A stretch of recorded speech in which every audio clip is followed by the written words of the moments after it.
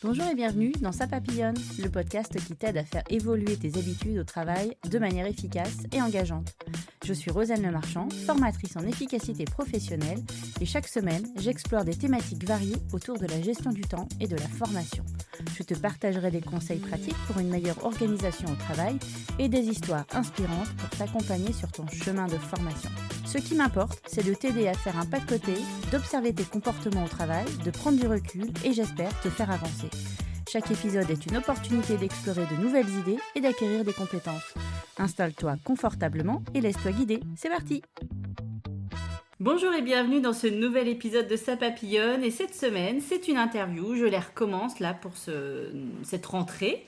Et je démarre la rentrée avec beaucoup de punch, avec beaucoup d'humour, avec beaucoup de classe, quand même. Parce que mon invité n'est autre que Cathy Pétillon. Bonjour Rosanne. Bonjour Cathy. Alors malheureusement, on se connaît très bien. J'espère qu'on va pas trop rigoler. On va essayer de rester focus sur le sujet. Promis. D'accord. Mais ceux qui ne connaissent pas Cathy, dommage. Mais cet épisode va faire en sorte qu'ils te connaissent, du coup. Et justement, pour ceux qui ne te connaissent pas, qui es-tu? Que dire donc bonjour, Cathy, dirigeante de Smiling Business, une agence de développement commercial externalisé que j'ai lancée post-Covid, donc septembre 2021.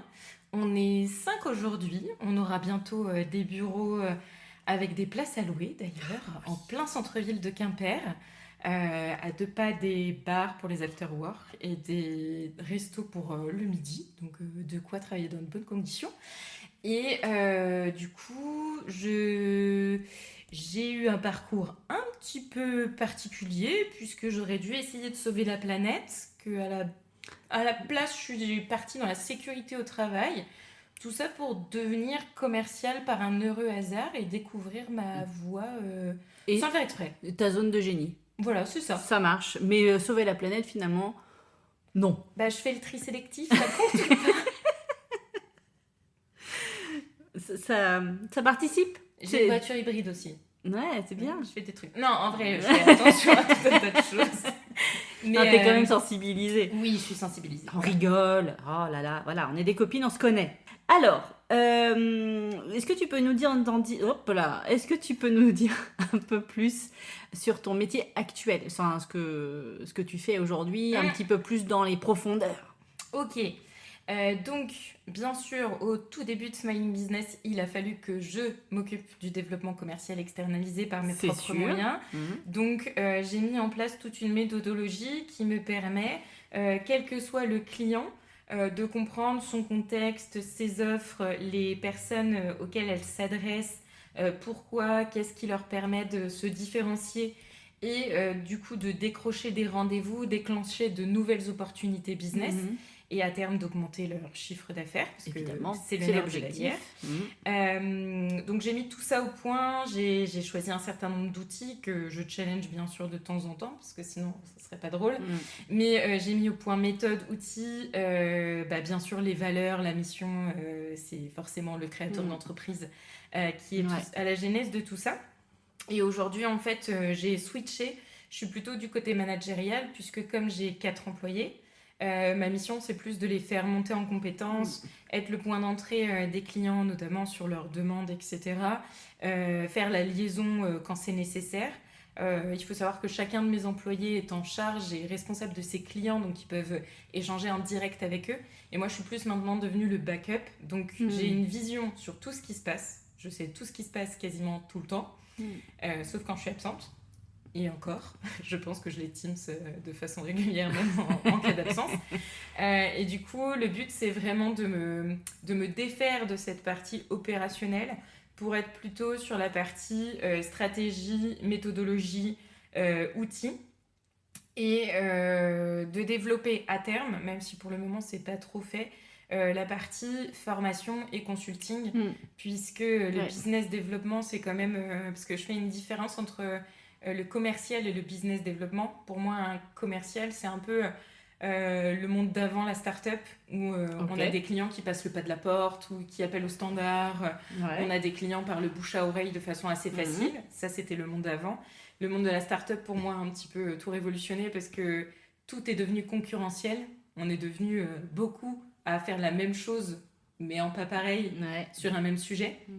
Et en fait, le business développement, c'est vraiment aller à la chasse du client, aller à sa rencontre et taper à sa porte pour lui dire viens, on en discute, je sais que tu as déjà été appelé par quelqu'un d'autre, mais j'ai un petit truc en plus. Ouais, et puis tu cibles. Tu prends pas une liste de personnes comme ça, tiens, je vais prendre le bottin et puis je prends toutes les lettres A et tu cibles quand même les appels. C'est ça, on fait du ciblage et de la qualification en amont pour passer un minimum d'appels et avoir un maximum de résultats.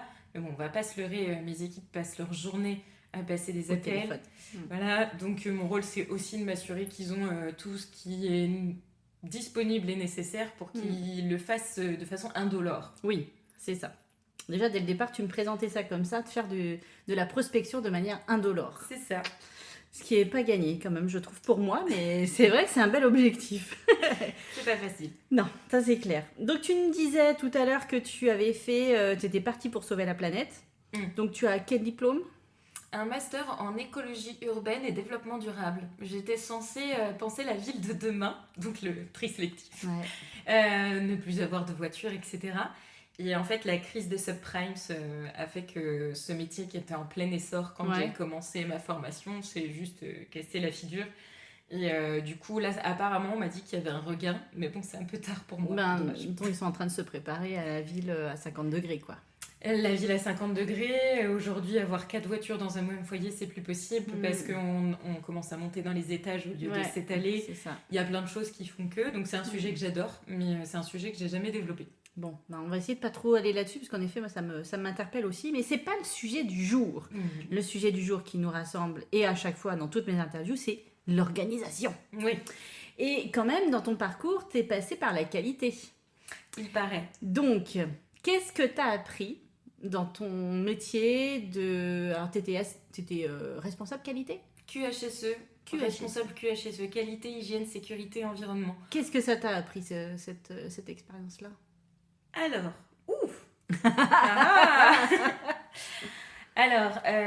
en gros, ce qu'il faut savoir, c'est que j'ai eu des postes où j'ai eu à gérer parfois plusieurs certifications.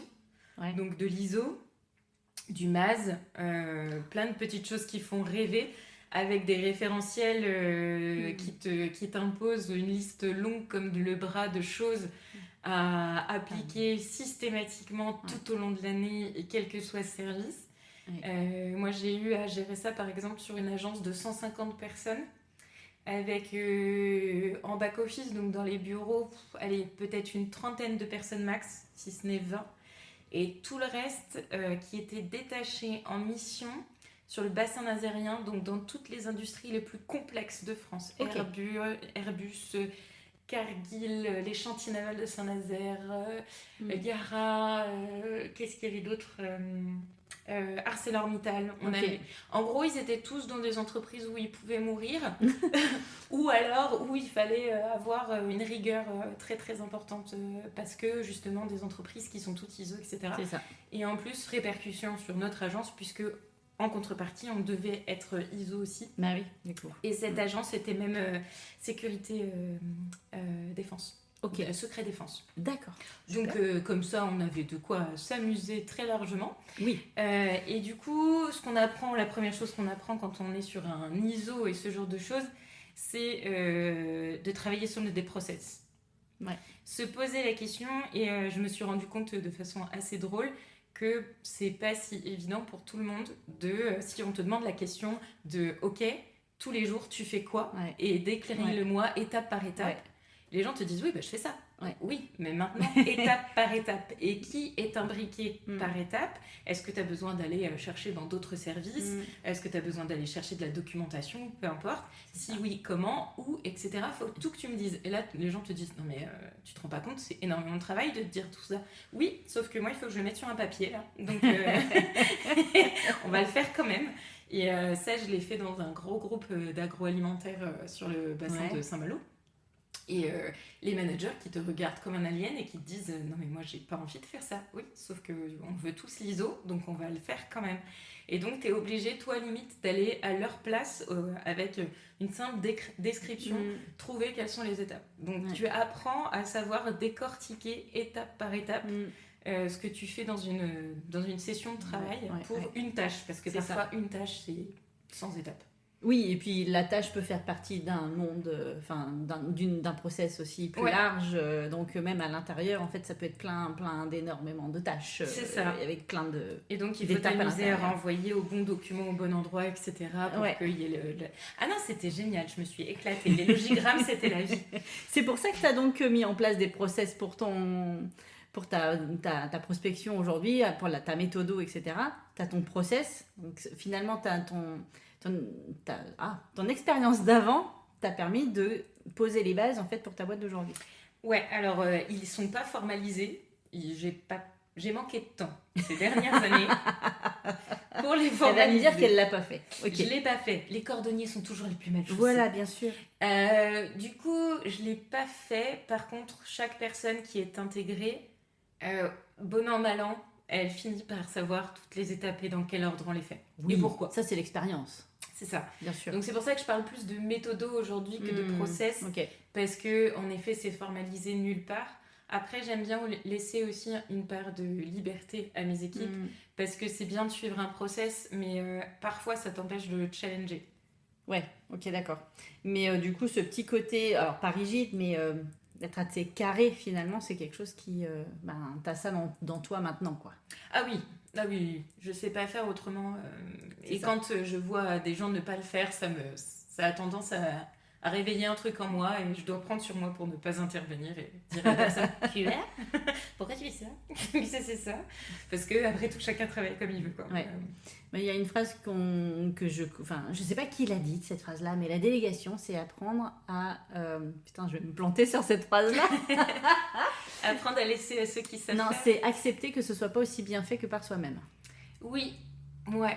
Et c'est vrai que c'est dur. Ouais. Dur, surtout pour une ancienne responsable qualité.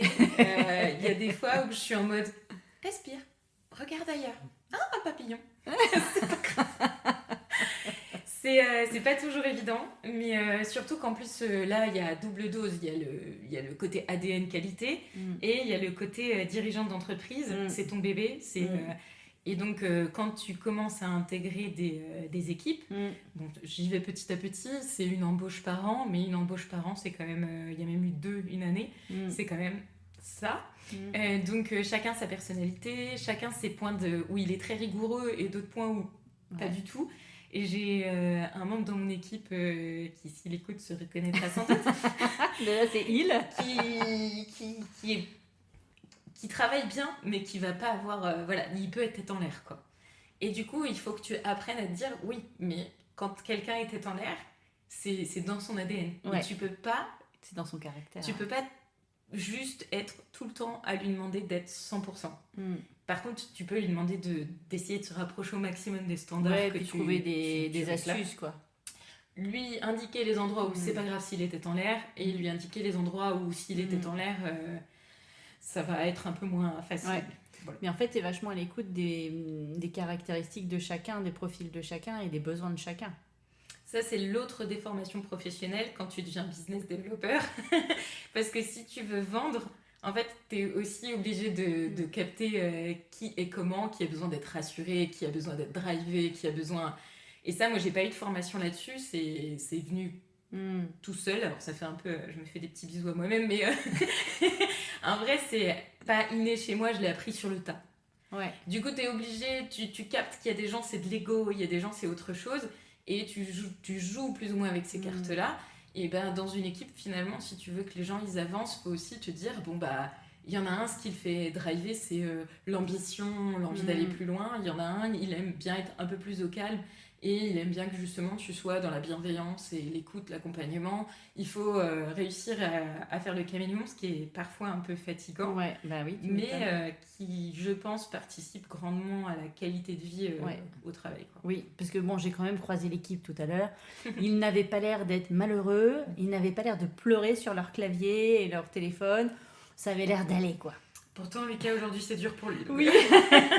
Mais il est là, J'ai failli lui faire une petite blagounette, mais je me suis dit, oh, peut-être pas. Non, j'ai essayé tout à l'heure, ça va marcher. C'était pas le genre. Ok. Quelles sont tes techniques, toi, aujourd'hui, pour que tu t'organises qu'est-ce que tu utilises au quotidien pour que tu sois la plus parfaite des chefs d'entreprise? Je sais pas. Ouais, c'est ça. C'est trop demandé. Je sais pas, mais alors, j'ai plusieurs choses. La première, mon agenda, c'est ma tête. Ouais. Parce que j'ai une pathologie aussi à côté qui fait que parfois j'ai un brouillard mental qui est très présent et dès le matin et parfois pour toute la journée. C'est génial. C'est sympa. C'est sympa. On est content de gérer une entreprise ces jours-là. Quand je suis en brouillard mental, etc., rien que me rappeler ce que quelqu'un m'a dit 10 secondes avant, parfois c'est trop compliqué. Je vais commencer 4 phrases en même temps et essayer d'en finir une, sachant que ça c'est un peu ma vie, parce que je dois avoir des traits un peu TDAH sur les bords aussi, sinon c'est pas drôle. Et du coup, je suis obligée d'avoir mon agenda à jour tout le temps parce que tu serais morte de rire de voir le nombre de fois où je parle à mon équipe et d'un seul coup, j'ai la pop-up qui s'affiche pour me dire rendez-vous dans 15 minutes. Oh mince! Bon, ça m'est pas arrivé ça. Oh mince, on avait rendez-vous? Non, ça si. nous est pas arrivé ça? Oh si, je pense qu'on avait ça. Donc mon agenda c'est ma tête. Ouais. Après, la délégation. C'est vrai que j'ai intégré l'année dernière Lohan, qui a un profil qui aura sa boîte un jour, clairement. Quelqu'un de très bien câblé, très organisé, qui aime bien être drivé. Et c'est vrai que Lohan est devenue mon bras droit assez vite parce qu'elle pense aux choses, elle voit plus loin, elle a une vision. Et j'aime la laisser justement s'exprimer par rapport à tout ça. Parce que souvent, finalement, on se rejoint. C'était peut-être que j'ai pas eu le temps de lui en parler ou que j'y ai pensé mais j'étais pas un peu dans le doute et puis je manquais de temps, donc au moins on travaille ensemble et certaines choses sur lesquelles je me dis j'ai pas le temps, même si des fois ça, au fond de mon petit cœur j'aimerais le faire moi, et je lui délègue à elle en me disant vaut mieux que ce soit fait par quelqu'un d'autre que pas du tout. Donc je délègue à Lohan qui elle est très organisée en notes, etc. Moi je peux pas, j'ai une to-do papier que je mets à jour au fur et à mesure. En fait je barre et quand je vois qu'il reste que 2 ou 3 trucs et qui sont noyés dans la masse, j'en ouvre une autre, je les remets tout en haut et je la remets à jour en continu. Doit y avoir 1 ou 2 papiers comme ça par jour, et j'ai acheté un petit bloc-notes tout mignon pour qu'elle soit cool. J'ai envie de la gérer. Mais les objets, il faut qu'ils nous donnent envie de les utiliser, sinon ça ne sert à rien. Elle est toute mignonne avec une petite machine à café, tout ça. Il n'y a pas un petit chat dessus? Peut-être. Je ne sais plus. Peut-être, est-ce qu'il y a des chats et moi. Mais du coup, voilà. Et après, c'est une question aussi de méthodo. En travaillant en start-up, j'étais dans une start-up où, mine de rien, le process avait été très, très, très pensé. En même temps, on faisait des volumes assez dingues. On faisait 120 appels par jour. Moi, j'avais jusqu'à 4-5 rendez-vous qui se calaient à gérer en plus de ces appels dans la journée. Si tu n'es pas organisé de façon militaire avec ton CRM, qui est donc l'outil de vente par excellence d'un business développeur, tu fais pas tes objectifs, ni en atteinte ni pour tout ce qui touche à l'atteinte du volume, faire le volume qui est attendu, que l'atteinte des objectifs. Il fallait quand même qu'on vende 20 contrats par mois.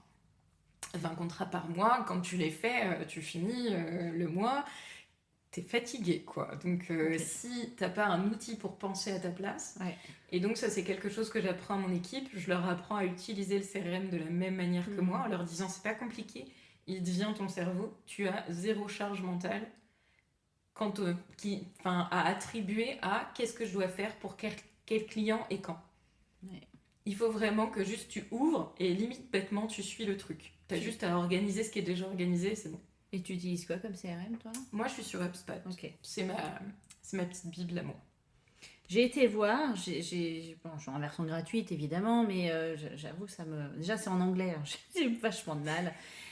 Quand c'est pas en français, parce que j'ai pas un niveau d'anglais particulièrement élevé, après je peux comprendre l'oral. Bref, passons, mais les outils en anglais me bloquent vachement. Il peut être mis en français, mais il faut juste que je te montre. Après, tout français. Tout, ça marche. Ok. Bon, au-delà de ce truc-là, pour le coup, je pense que à mon niveau, toute seule, je suis même pas sûre que ça soit si aidant que ça. Si. Alors, si ça pourrait t'aider, notamment pour organiser tes actions de relance, Suivre... De la prospection que je ne fais pas. Voilà, tout à fait. Exactement, c'est ça. Non, mais tu vois, par exemple, tu as envoyé un devis et il va forcément sortir de ta tête. Pourtant, l'argent est caché là. Et bien, tu te mets une relance, enfin, tu te mets une action à réaliser sous, par exemple, dès le lendemain, appeler ton prospect. Est-ce que tu as bien reçu mon devis ? Est-ce que tu as des questions ? Ou envoyer un email automatique. Tu peux planifier l'envoi de mail sur HubSpot. Envoyer un email un jour après, juste excuse-moi, j'aimerais bien vérifier que tu as reçu le devis, est-ce que tu peux m'en parler ? Alors le lendemain c'est peut-être un peu tôt, mais tu peux le mettre une semaine après par exemple. Tu peux faire tout un tas de choses comme ça, tu peux aussi par exemple te faire un pipe de vente, où tu vas mettre... Ça y est, tu m'as perdu, c'est quoi un pipe de vente ? Un tunnel de vente. Ah bah voilà, parle français. Ah oui, en quoi je suis un peu bloquée avec l'anglais. Bah c'est vrai que... J'ai du mal à comprendre en fait des termes commerciaux j'ai vraiment du mal. Bah en fait c'est plus facile de les dire en anglais parce qu'il y a des termes qui sont impossibles à traduire en français. Genre inbound. Oui, outbound. Outbound, inbound, ça veut dire lead qui vient vers toi, en un seul mot. Tu vas pas écrire sur un CRM lead qui viennent vers moi. C'est pas possible. C'est bon, ceux-là ils sont venus tout seuls comme des grands, je les aime bien. Hop. En général on les aime bien, mais il y en a pas beaucoup. Donc tu pourrais te faire un tunnel de vente avec tes différentes étapes. Donc par exemple, personne avec qui tu as eu un contact qui t'a dit ah ouais ça me plaît tes formations, mais peut-être pour plus tard. Une autre avec qui t'as fait le rendez-vous mais qui avait besoin de réfléchir. J'ai envoyé le devis, devis validé mais pas de commande tout de suite, et c'est bon, c'est commandé. Sachant que tu peux... Donc il y a l'automatisation en fait là-dedans. Tu peux mettre des automatisations d'envoi de mail, tout ça en fonction des différentes étapes. Par exemple, ceux qui sont en « on s'est déjà parlé mais j'ai pas commandé », tu peux programmer l'envoi automatique de tes newsletters quand elles sortent. Et par contre, il faut les faire faut faire des newsletters. Il faut faire les trucs machin, mais bon, par exemple. Tu peux aussi... en fait, sur chaque colonne, tu vas pouvoir mettre une probabilité de vente. Et donc, aussitôt qu'il y a un devis, ou qu'on t'a dit « Ah ouais, cette formation-là me plairait bien », tu vas pouvoir éventuellement mettre sur cette opportunité un montant.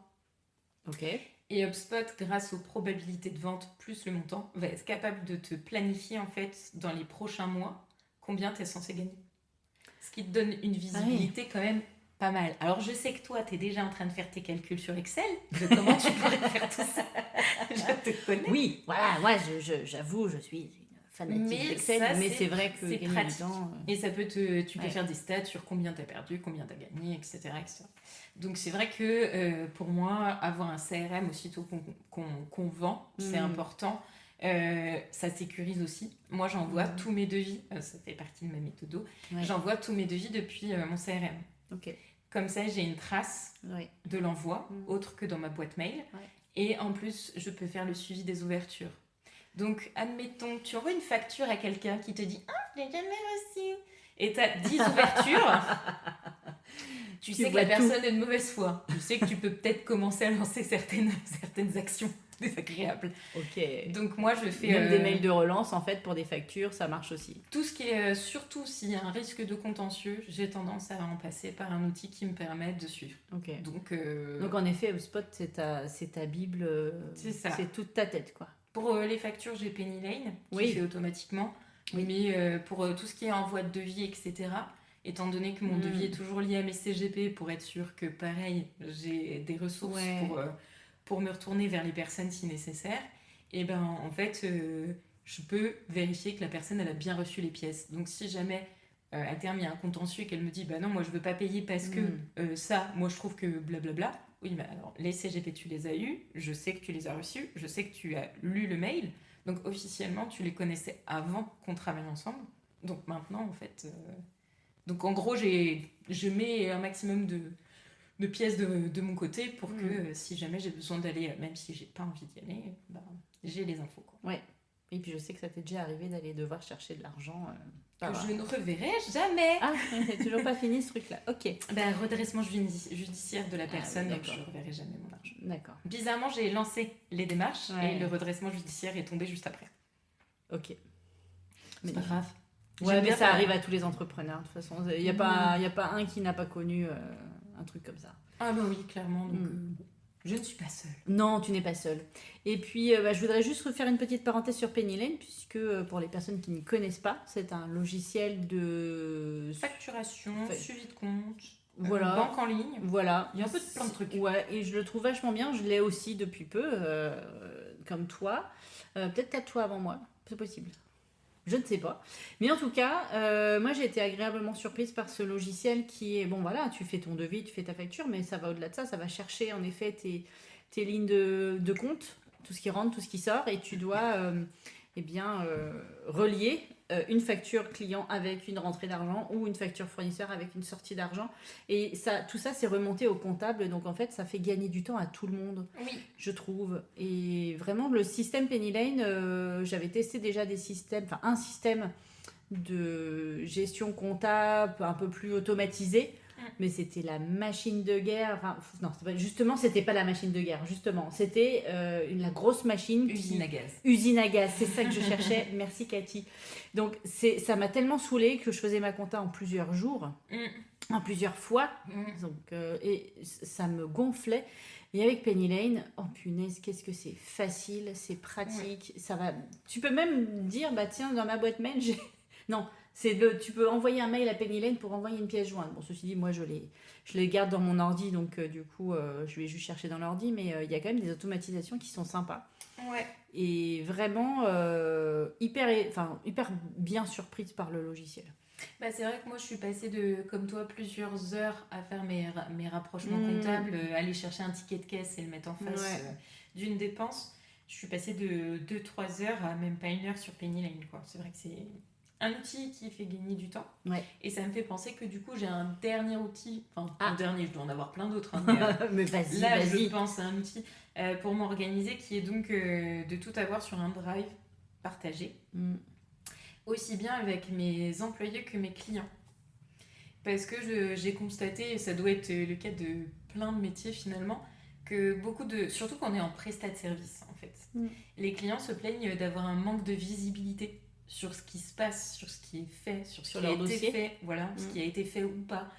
Et le fait de leur mettre à disposition tout et de leur dire en plus c'est votre propriété intellectuelle, donc faites des copies, téléchargez ce que vous voulez, c'est là, c'est notre base de travail ensemble. Les clients aiment beaucoup, ça les rassure et ça me permet aussi en fait de pouvoir quand je discute avec un de mes employés, on n'est pas forcément obligé de se mettre côte à côte sur un bureau pour pouvoir discuter du même sujet. S'il faut, on est chacun à notre bureau, on ouvre la pièce, on est en open space, donc c'est facile. Pour l'instant c'est facile. Oui. On ouvre chacun notre pièce, on se parle à travers le bureau, on se met d'accord sur une action X ou Y ou sur lever justement un malentendu ou ce genre de choses. On referme le drive et on passe à autre chose. Et c'est vrai que le fait d'avoir un drive avec des dossiers bien nommés, etc., des sous-dossiers, tout le tralala, pour retrouver tes petits, c'est quand même beaucoup plus facile. Mais justement, ma question suivante, c'est comment t'es passé de seul à plusieurs au niveau organisation ? Est-ce que tu avais déjà mis ça en place dès le départ ou tu as dû t'adapter parce que tu avais des gens qui arrivaient ? Alors, j'ai dû m'adapter parce que quand j'étais toute seule, tout était sur mon PC. Et quand Lucas est arrivé... en plus, on travaillait à distance. Il était en 100% télétravail le temps que j'arrive à Quimper. Ça a duré que 3 mois, mais c'était déjà 3 longs mois. On a eu des petits moments de couac. Je veux bien croire. Et du coup, il a fallu que tout de suite, on puisse échanger en direct. Et c'est vrai que moi, j'ai pris le pack Office parce que je ne suis pas du tout à l'aise sur le pack la Workspace Google. Je n'aime pas du tout. Maintenant, ceux qui aiment... Chacun fait comme c'est comme Apple Android. C'est une guerre qui n'a pas lieu d'être en fait. C'est clair. Si tu aimes, peu importe. C'est ça. Donc moi, j'aime pas Google, donc je suis passée sur O365 qui me permet donc à la fois d'avoir une boîte mail quali, parce que c'est vrai que les webmails qui sont rattachés à nos hébergeurs, c'est quand même pas des foudres de guerre. Non, puis c'est moche. Ah, c'est une catastrophe, t'as pas envie de travailler dessus. D'avoir un drive qui est illimité. Et heureusement que j'ai fait ça, parce que donc au départ, avec juste Lucas, j'avais besoin que du drive. Et après, on est passé à 3, j'ai eu besoin toujours que du drive. Et à quel moment Teams arrive ? Et bah Teams est arrivé dès le départ. Parce que c'est vrai que j'ai pas pensé à ça, mais comme Lucas était à distance, on était en visio constamment. Et du coup, je pouvais travailler en direct, lui montrer ma façon de travailler, lui expliquer, lui demander de reproduire, etc. Donc, on a eu Teams dès le jour 1 avec Lucas. Tant qu'on a été à 3, ça a suffi. Et quand on a commencé à être 4, au bout d'un moment, t'es perdu. Entre celui qui veut des RTT, celui qui veut du télétravail, celui qui veut être en congé, à quelle date, etc. J'étais un peu perdue et donc j'ai voulu mettre en place une solution pour faire des demandes de congé. Ouais. Déjà pour qu'ils soient protégés eux aussi, parce que quand on se dit tout à l'oral, des fois il y a des infos, puis oui, normalement c'est à l'écrit et puis on sait jamais, on peut oublier des trucs. C'est ça, s'il n'y a pas d'écrit, normalement t'es pas protégé. Ça c'est mon passé de sécurité qui part. Et du coup, je voulais vraiment une trace écrite. J'ai essayé une solution en no-code sur Internet. Et ça buguait une fois sur deux, je recevais pas les demandes et elles apparaissaient même pas dans le rapport. Donc on n'était pas top. Et tout à coup, une lumière s'est éclairée dans mon petit cerveau. Il y a Forms aussi en fait qui existe sur le pack office qui te permet de faire des formulaires X ou Y. Tu peux même coupler un Power Automate. Alors là, par contre, j'ai essayé, j'ai pas réussi. Mais je vais réessayer un jour, qui est un outil d'automatisation qui te permet de, en fait, tu peux coupler un Forms au fait d'envoyer un email de validation au manager. Si le manager dit oui, alors la personne reçoit un mail de validation. Si elle dit non, alors la personne nanana. Donc, j'aimerais mettre ça en place parce que c'est tout bête, mais au bout d'un moment, quand tu commences à avoir du monde, au départ, c'est facile de dire oui au congé, mais au bout d'un moment, il faut t'organiser. Bah oui, c'est un jeu de Tetris, quoi. C'est ça. Et là, j'arrive au stade où ça va plus être aussi facile qu'avant de prendre quand on veut, si on veut, quoi. Et je me dis que ça sera quand même plus agréable pour tout le monde s'ils font ça via... Alors, je déshumanise, mais je le fais en connaissance de cause. S'ils font via un formulaire, tu te sens toujours plus libre, surtout si t'es dans l'humain, tu vois. Finalement, tu te sens plus libre de dire non que quand t'es face à la personne qui te regarde avec son petit regard de chien battu, limite, qui te donne un cookie en même temps. Ils te connaissent en plus. Hein. C'est ça. Donc, qui sont en mode... qui vraiment essayent d'avoir le truc, ce que je comprends, on est tous pareils. Donc Cathy, elle a fait le regard du chapeauté. C'est ça, le petit chapeauté, voilà. Donc du coup, je vais passer là-dessus parce que je n'arrive pas à dire non assez facilement. Donc je me suis dit, je vais me cacher derrière le digital. Allez hop, je suis plus là. Pif. Ok. c'est pas idéal, mais je suis pas née manager, donc Non, c'est ça, t'apprends tous les jours. C'est ça. Et alors, question qui n'est pas du tout dans l'organisation, mais manager, t'apprends sur le tas. Tu t'es fait une petite... Non, tu dois faire une petite formation, je crois. Un truc qui est prévu dans les tuyaux. Alors, j'ai envie d'en faire une. Dans un premier temps, j'ai bénéficié de l'aide gouvernementale pendant le Covid. J'ai fait une formation en ligne sur le management des conflits. Ok. Je l'ai faite par dépit parce que moi j'avais demandé justement le b.a.-ba du management. Sauf que formation trop demandée, ils avaient plus de place finalement. Donc ils m'ont dit il nous reste que ça. Super. Ok. J'y suis allée à reculons. Et en fait, je trouve qu'on devrait tous systématiquement, quel que soit notre poste dans l'entreprise, faire au moins un module de management des conflits quand on arrive en entreprise, parce que ça aide aussi bien à titre perso que pro. Mes conflits, qu'ils soient perso ou pro, je les gère plus du tout de la même manière depuis que j'ai fait ce module. Ouais. Et donc, tu as forcément une notion de management bienveillant dans tout ça, puisque bien sûr. Dans la gestion des conflits, on t'apprend que tu dois pas accuser quelqu'un, mais plutôt faire des constats de ce que toi tu ressens, de ce que tu as vu éventuellement. En fait, des factuels, quoi. Faut être factuel et ne parler que de toi sans accuser l'autre. Et donc, forcément, pendant un conflit, la façon dont les choses vont être abordées, tu n'es pas du tout dans enfin, tu peux quand même être un peu agressif parce que quand on est fâché, on est fâché. Mais l'agressivité est tout autre parce qu'en fait, tu vas être sec et froid, certes, mais par contre, tu vas pas être dans l'attaque. Ouais, ok. Et ça, je trouve que c'est très, très bénéfique à titre perso et pro. Et je pense que ça arrangerait beaucoup de gens parce que le nombre de fois où, même moi, hein, dans le passé, oui, j'en ai marre, tu fais toujours ceci, tu ne veux pas faire cela. Et donc la personne, bah si, nanani, nanana, ça monte en échauffourée, tout le monde se déteste et le problème n'est pas réglé. Ouais. En parlant avec des jeux et en essayant de dire écoute, j'ai cru comprendre que, je suppose que, maintenant éclaire-moi c'est ça ou c'est pas ça, parce que sinon on a un malentendu. Déjà la conversation elle est pas du tout la même en fait, on peut plus facilement. Donc notamment quand j'ai des conflits, j'en ai pas beaucoup, mais quand on met les points sur les i avec mes employés, ça arrive pas souvent, mais ça a pu arriver par le passé, il y a toujours un moment où je leur dis écoute, j'ai peut-être mal fait quelque chose, si c'est le cas, dis-le-moi, la parole est ouverte, il n'y a pas de choses que tu ne peux pas dire, tant que tu restes professionnel et respectueux, bien sûr. Voilà, c'est ça. Sinon, on va peut-être avoir un petit problème. Mais dis-moi les choses pour que je puisse, moi aussi, travailler de mon côté. C'est pas que dans un sens. Et en fait, forcément, l'approche, elle n'est pas la même. Donc ça, c'est perfectible. Je dois pas être parfaite, mais en tout cas, j'ai les bases.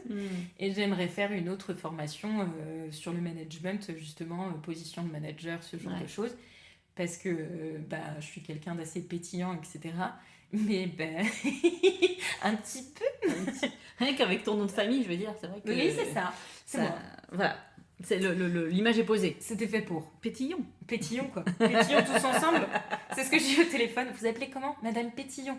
Péti quoi ? Pétillon, comme pétillon tous ensemble. Et les gens rigolent systématiquement. Ça fait une bonne approche, c'est parfait. Ça marche tout le temps. Mais ouais, du coup, j'aimerais bien passer une formation sur le management. Ok. Petite parenthèse management terminée. Voilà. Parce que bon... on est quand même sur la gestion du temps, organisation, tout ça. Je reviens sur le sujet. Du coup, il y a une question en fait que j'ai devant moi, mais je me dis qu'elle doit avoir une saveur complètement différente vu que tu as toute ta tête sur HubSpot, ton CRM. Comment est-ce que tu décides de tes tâches au jour le jour ? Qu'est-ce qui est prioritaire pour toi ? C'est lui qui décide pour toi ? Alors, non. Alors, oui et non. Si je suis sur une journée de prospection, la journée de prospection passe avant tout le reste. Ok. J'ai appris que c'est bien d'être réactif avec un client, mais si tu l'es trop, après, il ne sait plus attendre. Ok. Et donc, tout à fait. il développe une exigence qui n'a pas lieu d'être, parce que en gros, toi aussi, tu es dirigeante d'entreprise, tu as peut-être le droit, toi aussi, de ne pas être disponible. Ouais. Donc, j'ai notamment appris à faire ça, à couper un peu mes réponses à des clients ou toute réponse qui peut attendre. Si je suis en prospection, je suis en prospection. Ok, ta priorité là-dessus. Voilà. Ça marche. Donc j'en fais plus beaucoup, mais j'en fais encore. Donc si je suis sur une session de prospection, faut pas essayer de me contacter entre 9h et midi et entre 14h et 16h30, on va dire, admettons. Dans ces eaux-là, je suis à peu près injoignable, voire un peu plus que cette plage horaire-là. Ouais. Donc j'arrive le matin, la première chose que je fais, c'est mon post LinkedIn du jour, puisque je poste 5 jours par semaine, ce qui fait beaucoup. Tous les jours, oui. Tous les jours, j'avoue que... Et tu les fais pas la veille ou pour le lendemain ? Non, t'es le matin pas. Même, quoi. Ouais, j'arrive pas. En fait, je sais que normalement, il faut faire une ligne éditoriale, etc. Et moi, je suis dans la spontanéité, j'arrive pas. J'arrive le matin, je me dis, j'ai envie de dire quoi ? Et je reste comme ça devant mon PC, des fois pendant 10 minutes, et de ce coup, je me dis, j'ai envie de dire ça. Je fais le truc. Donc, ça se fait comme ça. Donc, je fais mon post LinkedIn. Mes équipes arrivent dans la foulée. En fait, j'arrive toujours une demi-heure avant eux, à peu près. Donc, le petit bonjour à tout le monde, voir si tout le monde est OK, qui va faire quoi, etc. Ils se lancent sur leur mission. Et moi, je vais me lancer sur les miennes. De plus en plus, j'ai des journées qui sont 100% dédiées à ce Smile Business. Et je dois avouer que là, c'est un jeu drôle et pas drôle à la fois, parce que j'ai tout envie de faire. Et que je fais partie de ces personnes qui font 12 choses à la fois. Sinon, non. Alors, comment tu fais ? En fait, tu m'as dit que tu avais ta petite liste de choses dans la journée. C'est ça. Mais c'est vraiment tout ce que tu as à faire ou tu as choisi avant d'écrire ce qu'il y avait dessus et tu as été chopé en fait, sur le spot ou ailleurs ce que tu avais à faire ? Non, alors en fait, j'ai une liste qui peut partir de aller acheter un frigo pour les nouveaux locaux jusqu'à ouvrir un nouveau compte HubSpot pour le nouvel arrivant. Tu vois, il y a 2 salles, 2 ambiances. Oui, clairement. C'est pas les mêmes enjeux du tout. Je mets tout ensemble et en fait, je vais être capable de commencer ma compta. Et d'un seul coup, en fait, je m'inquiète. Je me dis, non mais attends, alors là, ma trésor, elle est en train de descendre. J'ai un frigo acheté, un micro-ondes, machin. Bon, ok. Donc, je vais aller commencer à regarder les prix parce que j'ai besoin de me rassurer à ce moment-là de combien ça va me coûter. Donc, tu coupes. Tu t'arrêtes sur ta compta, tu passes à autre chose. Je regarde les prix et d'un seul coup, je me dis, mais t'es complètement teuteux, on s'en fout. c'est bon, tu as une idée de l'ordre du prix, tu retournes sur ta compta, c'était le sujet du moment. Donc je retourne sur ma compta, je continue et d'un seul coup je me dis mais j'ai complètement oublié de faire ce truc-là, je stoppe la compta. Et soit si c'est un truc qui peut attendre, je vais mettre sur ma to-do, soit si c'est un truc qui avait absolument besoin d'être fait, je vais gérer le truc. Et en fait, on a fait la formation ensemble quand tu faisais ta formation de formateur sur la gestion des priorités. Ouais. En fait, je suis presque en flux tendu sur gérer ce qui est urgent, important et voir ce qui est urgent et important pour les faire en premier et ensuite gérer dans l'ordre des priorités.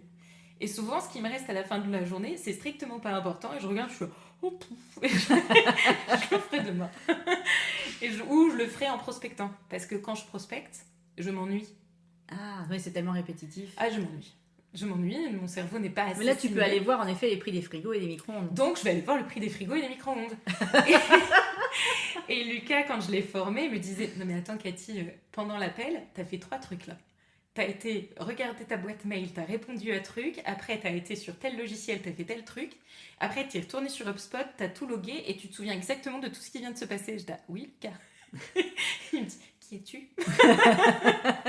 Et je ne peux pas. En fait, j'ai un cerveau qui est en ébullition tout le temps. Donc, tu es en capacité quand même à suivre la conversation pendant que tu es en train de regarder les prix ou les mails en même temps, quoi. Ah oui. Tu te souviens de tout. Ok. Si jamais je m'ennuie, je vais me laisser absorber par le truc qu'il faut pas. Donc, je peux parfois perdre un peu le fil de la conversation. Et là, je me dis, oula, t'écoutes plus vraiment. Ah non, là, ça va plus. Ça va plus. Conversation. Mais normalement, ouais, parce que notamment quand je passais 120 appels par jour, c'était tellement répétitif qu'en fait, j'ai appris à me mettre en mode, je mets le mode play. Et juste, en fait, je déroule mon appel. Et je peux en 1 seconde me rappeler le nom de mon prospect, alors qu'il était jusqu'alors plus sur mon écran puisque j'étais en train de regarder les frigos. Et la personne décroche et je reprends le truc. Et comme si de rien n'était, lui dire « Ah bonjour monsieur machin, Cathy Pétillon, société truc. » Et c'est pas un problème. C'est juste mon cerveau, il peut pas faire un truc, c'est pas possible. Ouais, il a besoin de faire plusieurs choses en même temps. Ouais. Ok. Bon, maintenant, tu le sais depuis très longtemps, tu te connais depuis quelques années. Donc, c'est même pas que t'as pas lié, c'est que tu fais avec. Ah oui. Ça rentre dans ton organisation, quoi, dans ton truc. Ça fait partie du quotidien. Ouais. Et je vais pouvoir, avec mes employés ont l'habitude, là j'ai presque commencé à le faire, mais je me suis retenue, je vais commencer 4 phrases parce que je vais avoir 4 idées à leur proposer, de parfois pas du tout le même sujet, et de leur dire, attends, je te finis une phrase, après je fais les autres. Et là, ils me regardent, d'accord. Donc c'est juste, c'est pour ça que le petit côté TDAH, c'est pas moi qui me suis découvert un TDAH, c'est quelqu'un qui s'y connaît qui m'a dit, tu devrais faire le test, ce serait bien. Je l'ai pas vraiment fait parce que, est-ce que j'ai vraiment besoin d'un diagnostic, mais voilà. Ouais, quand tu t'en doutes, bon... Voilà. J'ai des tendances, disons. Ouais. Après, oui, aujourd'hui, t'as pas de besoin par rapport à ça, en fait. C'est plutôt pour les gamins, quand on sait que il y a un truc qui va pas, mettre un mot dessus, ça va aider l'entourage, ça va aider les profs, etc. Mais quand on est adulte, au final, on a fait qu'avec ça toute notre vie. Donc, en fait... C'est ça. Bon, à quoi bon maintenant Moi, mes profs ont passé toute ma primaire à dire à ma mère, en fait, notre seul problème avec Cathy, c'est qu'elle s'ennuie tout le temps, elle ne sait pas comment l'occuper. Parce que je faisais mes exercices en 2 minutes et demie, et pendant que les autres avaient besoin d'1 quart d'heure, et elle me regardait, et elle disait, va aider les autres. Parce que j'étais là, je m'ennuie. Donc c'est comme ça depuis toujours, quoi. Et ça a été la scolarité quand même? Oh, tout le monde me détestait, mais c'était génial. Dis ça d'un naturel. Génial. Quand c'est simple, il y avait 3 CM2. J'étais la première de tous les CM2. Et j'étais en plus dans la classe de la directrice qui disait à tout le monde, ah, Cathy, c'est la première des CM2. Ah, Cathy, c'est la première de tous les CM2. Ah, tu t'es fait mal voir. Ah, tout le monde me détestait, c'était le mot. Ah, la vache. Et au collège? Collège, en fait, mais alors moi, je suis pas bretonne. Je viens de la région centre. Ouh. Ouais, le Berry représente. Je suis pas du pays des crêpes, mais des sorcières.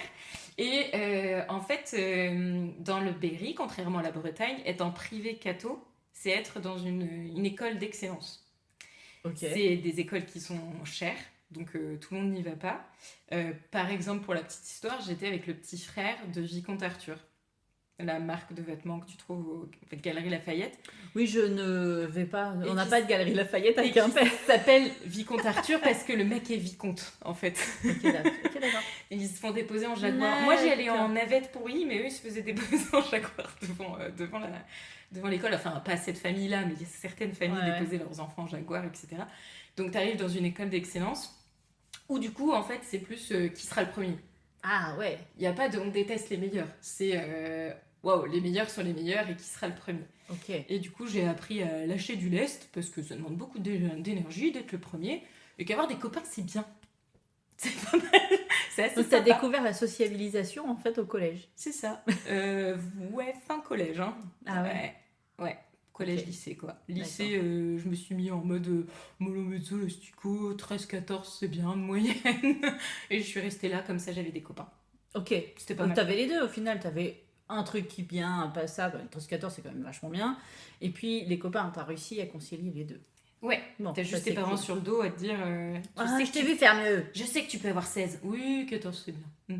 Ouais. C'est Mais- juste ça. Mm. Mais bon, c'est pas grave, c'était une école de la vie. Pareil qu'on a des trucs à apprendre dans chaque situation. Donc, Et bah ouais, t'apprends parfois à te faire tout petit. Ouais. Ça peut être nécessaire, hein. Ouais. Mais c'est pas grave. Bon, revenons-en à nos petits moutons quand même. Oh là, sors les cartes. Ouais, j'ai sorti les cartes. J'ai oublié de sortir celle-ci au départ. Ah, Mais c'est pas grave, on va Tu peut-être veux se qu'on le le faire à la fasse fin. en- Non, on va se le faire à la fin, c'est pas grave. Mhm. Alors, je sors devant Cathy les petites cartes que j'ai donc éditées par mes propres moyens, que j'ai créées par moi-même. Donc, il y a des thématiques par carte. Et donc, je les pose devant elle. Devant moi-même. Cathy, je t'en prie, Je choisis. pose mon téléphone parce que telle une commerciale, j'ai pas été capable de partir sans. Ouais. Alors, celle-là me plaît. Alors, je t'invite à la lire et puis à répondre. Il y a écrit papillonnon. Voilà, c'est le jeu qui s'appelle Papillonnon. Alors, quelle tâche, selon vous, ne devrait jamais être déléguée? Waouh! Ah bah, c'est pas que des questions potaches hein, là-dedans. hein. Pourquoi tu fais ça à moi? C'était ta question, il fallait que tu tombes dessus. Qu'est-ce qui ne devrait jamais être délégué? Dans le quotidien, dans quoi? Dans quoi? Bah, au travail. Au travail. On reste sur le travail quand même. Ouais, ma vie, on s'en fout. Là, c'est pas le sujet, quoi. Ok, d'accord, ça va. La première chose qui me vient, ce serait, même si tu peux t'appuyer sur ton temps ou tes équipes pour voir plus loin, tu dois quand même rester maître de la vision et de la stratégie. C'est ta barque. Ouais. Et c'est toi qui sais où tu veux l'emmener, quoi. Et oui, en effet, moi, je laisse une part de créativité à chacun, dans le sens s'ils veulent créer un pôle marketing, créer un pôle marketing, mais fais ça bien, s'il te plaît. Mais on n'en a pas pour le moment. Mais je pense que c'est... je suis à peu près sûre que c'est à moi d'avoir une vision claire dans ma tête de où je suis, où j'ai envie d'aller. Et si je sais pas exactement, au moins savoir où et pourquoi. Le comment viendra en faisant. Parce que de toute manière, nos sociétés, elles évoluent tellement vite que savoir comment aujourd'hui... Ouais, dans 20 ans, je serai comme ça. Madame Irma. On en reparle. On se rappelle Madame Irma. Donc, je dirais avoir la vision. Et c'est peut-être bête, mais savoir où sont ses limites à soi. Savoir se dire stop. Parce qu'en fait, ce qu'on voit beaucoup en entreprise, c'est que souvent on voit des gens s'épuiser et ils attendent que... Enfin, c'est pas qu'ils attendent, mais inconsciemment, on va dire. Bien sûr. Ils ont besoin que quelqu'un leur dise oui, non, attention, prends soin de toi, tu en fais trop. Et ce que j'ai appris avec ma pathologie, c'est qu'en fait, t'as des limites, quoi. Et que si tu sais pas t'écouter toi, tu mets en péril énormément de choses. Ça m'arrive rarement, mais je peux avoir des journées down où j'ai zéro énergie, plus le brouillard mental, ou concrètement appeler et être là pour mes clients, oui, mais peut-être pas. Vaut mieux peut-être pas. Peut-être que je vais juste me mettre dans un pilou-pilou sur mon canapé et pas bouger. Ça m'arrive très rarement, mais ça m'arrive parfois. Le corps parle. Et si si tu sais pas t'écouter toi-même et savoir poser tes limites pour tout, en fait, tu peux pas avancer. Et ça passe par savoir dire non. Ça passe par savoir dire non, ça je ne l'accepte pas. Alors, on va dire c'est non. Mais non, en fait, moi j'ai déjà eu des clients qui ont essayé d'outrepasser ce qui leur a été accordé, prendre une place qui n'était pas possible. T'as des gens qui vont être capables de te dire des trucs du style ah ouais, tu le prends comme ça. Ouais. Et avant, il y a quelques années, j'aurais été incapable de dire à quelqu'un ouais. En fait, oui, c'est ça mes conditions. Soit tu les embrasses, soit toi. Et moi, c'est ciao, en fait. Je savais pas faire ça avant. Il y a plein de choses que j'ai appris à faire. Et il y a une phrase que je dis de plus en plus souvent et qui est directement liée au fait que parfois le corps ne suit pas. C'est que je choisis mes combats. Ok. Et si j'ai pas déjà d'énergie pour ce combat-là, c'est que c'est un combat qui en vaut pas la peine. Donc moi, je me suis déjà vue avec mon équipe un jour où justement, j'allais pas bien, par exemple. Un client qui me parle mal et un membre de mon équipe qui, trop mignon, monte au créneau en me disant mais Cathy, t'as vu comment cette personne te parle, mais c'est inadmissible. Et le regarder en mode j'ai pas l'énergie pour ça. Ouais. Si ça lui fait plaisir, si ce soir cette personne se regarde dans la glace et qu'elle est fière d'elle-même, grand bien le fasse. Mais là, moi tout de suite, je me sens pas touchée parce que ce qu'elle a dit, ça, j'estime ne pas avoir de choses à me reprocher, ou en tout cas pas au point de prendre ce genre de réflexion. Ouais. Et je vais faire le nécessaire pour lui montrer qu'elle a tort, parce que ça c'est mon petit côté égo qui s'exprime. Qui ressort. Je vais te péter la gueule, mais en pas pareil. Et régulièrement, si j'ai pas d'énergie pour ça, j'ai pas d'énergie. Ouais. Et je n'ai plus de culpabilité quant au fait de dire j'ai pas d'énergie pour ça. Donc je trouve que si on n'est pas capable nous-mêmes de savoir nous dire là c'est stop pour X choses qu'on peut faire, bah c'est pas aux autres de dire quand est-ce que tu dois stopper en fait. Sinon, c'est déjà trop tard, en général. Ouais. Mais ça me fait penser à Catherine d'une interview que j'ai faite, il y a déjà une des premières interviews que j'ai faites, où elle ne ressentait pas le stress. Ah, ça, c'est pas de bonne. Ouais. Enfin, c'est bien, mais c'est pas bien. Ben non, parce qu'elle a développé une maladie auto-immune, et elle est avec des douleurs dans le corps, et qui, aujourd'hui, elle s'est mise à son compte, etc. Elle a parce qu'elle a changé de voie, parce qu'elle avait envie de faire un autre métier, mais elle n'est pas partie de son travail parce qu'elle ne l'aimait pas. Elle est partie de son travail parce qu'elle n'en pouvait plus de la quantité de travail à faire, mais que son corps n'acceptait plus de faire. Ouais. Ça arrivait d'un coup, en fait. Et elle a eu du mal à gérer ça. Mais comme quoi, il y a des personnes qui ne ressentent pas le stress et la pression et tout ça, et qui continuent, qui avancent, et puis un jour, ça pète tout seul. Ben, moi, je sais que je suis une boule de nerfs ambulante. Surprise aussi. Je n'ai pas du tout ressenti. Non, jamais. Je suis une boule de nerfs ambulante, je suis une anxieuse de base, même si quand on me regarde comme ça... Non, ça se voit pas. Ça se voit pas. Même moi, je peux passer des journées sans avoir l'impression que je suis anxieuse, mais je pense que je suis anxieuse soit 365 jours par an, peut-être 7 jours sur 7. Mais j'ai appris à... en fait, je ressens les pics d'anxiété. Et dans ces cas-là, je deviens imbuvable. Et il y a une collègue un jour qui a été très dure avec moi, qui a fini par me regarder et me dire « Mais t'es chiante. Aujourd'hui, t'es chiante. » Parce que quand je suis comme ça, j'ai besoin d'extérioriser et je suis imbuvable. Et du coup, grâce à elle, j'ai appris aussi à me dire « Attends, là, tout de suite, t'es imbuvable.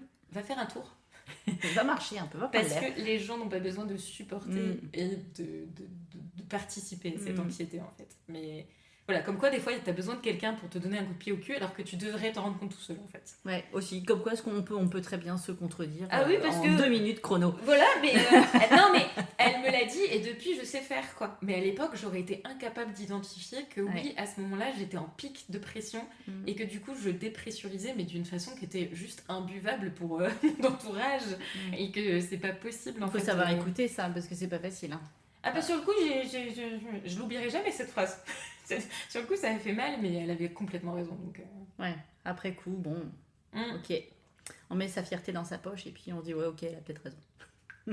C'est ça.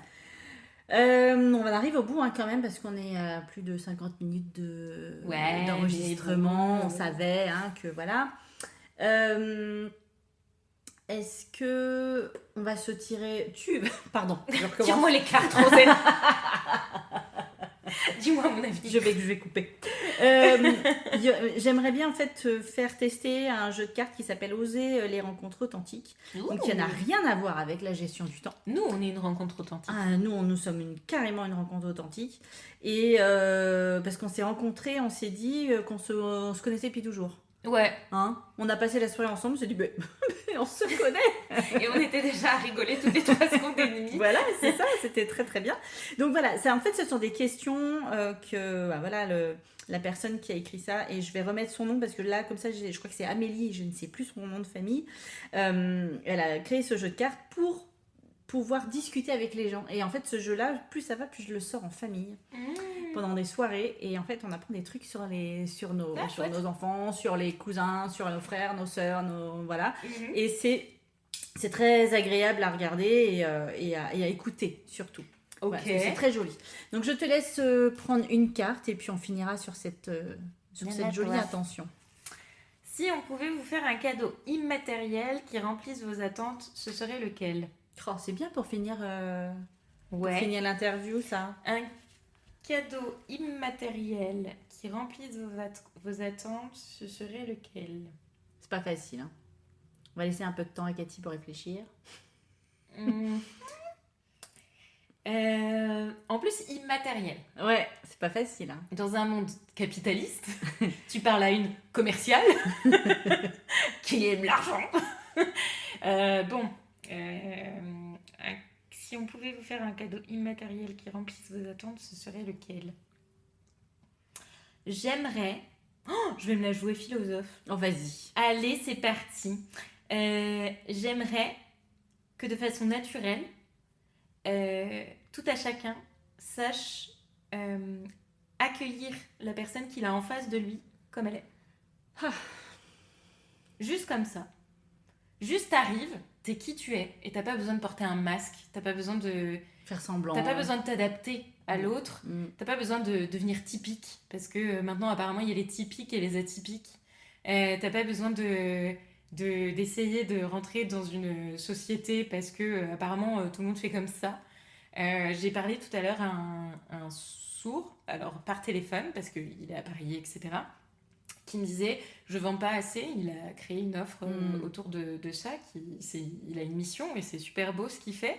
Et il m'a dit qu'il passe certains appels et qu'on lui a fait des retours en lui disant mais votre approche n'est pas professionnelle, donc j'ai pas envie de travailler avec vous. Il m'a brisé le cœur. Parce que ce gars-là, il parle. Il est sourd, bordel à cul. J'ai envie de faire bichette. Et en fait, ça me tue. Tu peux pas juste être qui tu es. Tu vois? Ouais. Et ce mec-là, il est sourd. Il parle. Et il y a des gens qui osent lui dire ton approche n'est pas bonne. Mais vas-y, tape-toi un handicap et reviens me parler dans 6 mois. S'il te plaît. Enfin, c'est fou ce qu'il fait. Et en plus, il a décidé de créer une entreprise. Il veut aller vers les gens, il veut sensibiliser. Il n'a pas honte de qui il est. Il est en mode, je suis sourd, les gars, venez, apprenez à mieux comprendre qui je suis et comment je fonctionne. Et il a besoin de faire comprendre aux gens qui il est et comment il fonctionne. Bien sûr qu'il y a des mots qui passent pas. Bien sûr qu'il y a des mots qui sortent pas bien de sa bouche parce qu'il doit certainement mal les entendre. Bien sûr que plein de choses. Mais on peut pas juste lui dire, trop cool ce que tu fais. En vrai, c'est trop beau. Non, il y a des gens pour lui dire mais mec, t'as pas la bonne approche. Et ben ça me fatigue. Et en fait, quelqu'un comme moi, je vais entendre des choses comme ça aussi. Tu es trop. Tu es trop. Tu prends trop de place, tu parles trop, tu es trop... t'as trop d'énergie. J'ai entendu tous les trop, je crois. Et du coup, mais je suis comme ça. Et même si, en fait, me demander de ne pas l'être, ça me coûte tellement. Juste, venez, on se prend comme on est les uns les autres. Et puis si quelqu'un vous prend trop d'énergie, vous lui dites juste, je suis désolée, mais là tu me prends un peu trop d'énergie, je vais juste me ressourcer et on pourra discuter plus tard. Et que l'autre, comme il saura le faire aussi, t'écouter et te prendre comme tu es, va faire un tour à la plage et puis quand tu te sens bien, tu viens me voir. Et tu vois, ce serait tellement bien. Oh là et là. ça, c'est immatériel. On peut pas faire c'est complètement immatériel et c'était très très beau. Ouais, j'ai pas chialé. Non, mais c'était limite, hein. Je t'ai senti sur la brèche. Parce que ça m'a tué, quoi. Enfin, on peut pas juste respecter les gens, quoi. En plus, il le dit, je suis sourd. Enfin, tout est dit dans la phrase. Oui. Vas-y, dis-moi ce que... Enfin, vas-y, déroule ton truc, dis-moi ce que t'as. Et je ferai preuve de bienveillance et de compréhension. C'est ça, je t'écoute, quoi. Même s'il y a une phrase que tu dis mal, même si tu utilises un tu alors que ça serait mieux vous, bah tu sais quoi, c'est pas grave. J'aimerais tellement avoir ta force que. Ouais. Vas-y, dis-tu. Et du coup, j'ai trouvé ça trop triste, quoi. Ouais. Et en fait, c'est systématique. C'est comme ça. On n'essaye pas juste de prendre les gens comme ils sont. Alors que dans mon équipe, j'ai 4 profils super différents. J'ai une dynamique fonceuse. J'en ai une un peu pareille. Et j'ai, on va dire, 2 smooth. Plutôt calme. Ouais. Plutôt posé, calme. Pour autant, ils ont chacun leurs nuances, etc. Et en fait, je me fais vraiment, pour moi, c'est indispensable de les prendre comme ils sont parce que je peux pas leur demander d'être plus énergiques pour ceux qui sont plutôt calmes et je peux pas demander aux énergiques d'être calmes. Et c'est ça qui fera la force de l'équipe, de toute façon. Ben, je l'espère. C'est sûr, quand tu prends les gens comme ils sont et que tu respectes leurs besoins, tu respectes leur rythme, tu respectes plein de trucs, ils pourront donner que le meilleur et du coup, ce meilleur-là va se mélanger au meilleur des autres et ça va forcément ressortir. On s'équilibre et je pense que le fait que j'embauche telle personne à tel moment, etc., de façon presque induite, en fait, je fais en sorte, sans même me rendre compte, que ça s'équilibre. En fait, ça va tout seul, c'était la bonne personne, quoi. C'est ça, je me dis, cette personne, trop cool. Ouais. Et après, je me dis, puis en plus, elle est calme. Ça ne fera pas de mal. Ça fera équilibrer l'équipe. Ça. Et puis quand je lui parlerai, peut-être que j'essaierai d'être un peu moins une pile. Ça me calmera, moi aussi. Je ferai de la cohérence cardiaque avant de lui parler. Écoute, ça va te calmer. C'est tout. Ouais, c'est ça. Même si c'est dur, la cohérence cardiaque. Non, c'est pas facile. J'aime bien, mais c'est pas facile. En plus, normalement, il faut le faire 3 fois par jour. Tous les jours. Ouais. J'ai pas la rigueur. Mais j'aime bien le faire, mais j'arrive pas à le faire aussi souvent que je devrais le faire. Parce que, moi aussi, je suis un peu une angoissée de la vie parfois. Et je pense que la petite cohérence cardiaque, elle ferait bien du bien à ma tête régulièrement. Mais bon. Voilà, on est pris dans un autre sujet encore. Voilà, et puis on est pris dans le tourbillon de la vie. Et puis on oublie. Et puis en fait, c'est qu'on tient bien la barque, finalement. Oui, disons ça comme ça. Bon, merci Cathy pour cette belle interview, pour ce bel échange. Merci à toi. Et puis, nous, je sais qu'on va se retrouver très rapidement. Ben oui. Mais avec le podcast, on se retrouve la semaine prochaine pour un nouvel épisode. Ciao. Ciao. Merci d'avoir écouté cet épisode. Si tu as aimé, je t'invite à t'abonner, à laisser un avis ou des étoiles et à partager avec tes amis. Je suis aussi à ton écoute. Alors propose-moi des sujets à aborder et je me ferai un plaisir de creuser le sujet. On se retrouve la semaine prochaine pour une nouvelle conversation passionnante. Salut!